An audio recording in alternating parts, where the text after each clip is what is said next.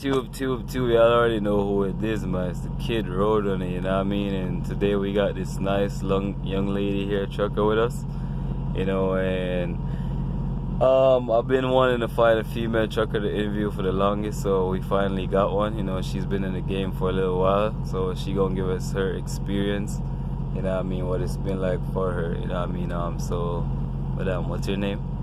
Keisha. Alright, Keisha, and how long you been driving? For about 4.5 years. 4.5 years, okay, so about 2015? Yeah. Okay. Alright, and how'd you get in the trucking, or why, and which companies you go with? It kind of was like just a spur of the moment type deal. I pretty much was tired of working a dead end job, so one day I quit my job, I went home, and I was like, oh, I probably should have figured out what I was going to do next. And I seen an ad for become a truck driver, get your CDL, so I clicked on it, and that next week I was in the truck driver school. Next week, okay. What kind of job you was doing previously? Working in a hog factory. In a hog factory? Yes. Okay. Alright, so yeah, she was working in a hog factory. Which company you say you went to? My first company was PTL. I've driven for a US Express, PTL, and a couple owner-operators. Couple owner-operators, alright. And with PTL, did they help to get your CDL for you, or did you have to get it yourself? By the time I went to PTL, I already had my CDL. I went to Roadmaster Driving School in North Carolina. Oh, so you had to pay out of pocket then? Yes. Okay, how much was that? It depends, but mine was $6,000. $6,000. Did you have to pay all that up front? Was it over time, or? I took out a loan, and then when I went to PTL, they matched what I matched and paid it back. Okay. Alright, and how was the experience of a PTL? How long did you drive for them? 7 months. 7 months? Yeah. It was alright, but the thing about PTL is you have to team. Like, when you first come in, you have to team. But the only reason I went to PTL is because someone I knew, he was a trainer over there, so I made it in time just so when he got done with his last student, he would be able to train me. Okay. And then after that, you went to US Express, and I'm assuming? Yes. Yeah, how was that? It was actually great. US Express is like a dedicated company. I've heard bad things about over the road, so I never really went over the road. I was dedicated Walmart the whole time, so. Okay. Have you ever been over the road, or you just been like dedicated regional? It was dedicated Walmart, but it was over the road, so I pretty much went from one coast to the next coast. Okay. But nothing but Walmart. No more Walmart. Alright. So for the females out there that's probably thinking about getting into trucking, but they think that's just predominantly a male industry, what you gotta say to them? Let me tell you, I graduated a class with nothing but males. I was the only female out of 28 people. Some people did not make it through. I'm 5'4". If I could do it, anybody could do it. Okay. Yeah, I heard that.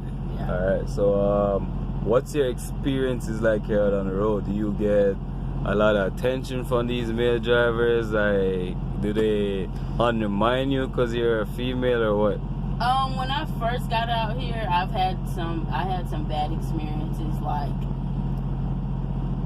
I wasn't comfortable back then backing up, so I was stopping and pulling my brake and getting out and looking probably more than I should have. But now that I got my experience, like, I'll whip in, and there's been many times that I've caught somebody walking across the parking lot, and they did stop in their tracks and watch me back in. So, like, I had somebody today, a man and a woman was talking to another man in the parking lot, and they stopped their whole conversation and just watched me back in, and I got out of the truck. They like, good job, young lady. I was like, thank you. Yeah. So, okay. I mean, most of the time I get good jobs now. So pretty much they looking for you to screw up because you a female. Yeah. Okay. Pretty much. It ain't gonna happen. Okay. And like, as far as like being at truck stops and stuff, do you get a lot of attention? Like, oh, that's anywhere. Like, my hair looks crazy today, but usually I'll be having my hair done, like I'll have some braids or something in, and as you can see, I like get my nails done. But I mean, that's anywhere. Like, yeah, it's a lot of lonely men out here, so that's what I expected. If not, then the world probably be messed up. So, you know, it is what it is. You don't have to respond. Yeah. You're right. And she a beautiful young lady, so I'm pretty sure she garnishes a lot of attention. Yeah. You know what I mean? So More than I would like, actually. she's more than she like, Yeah. I bet.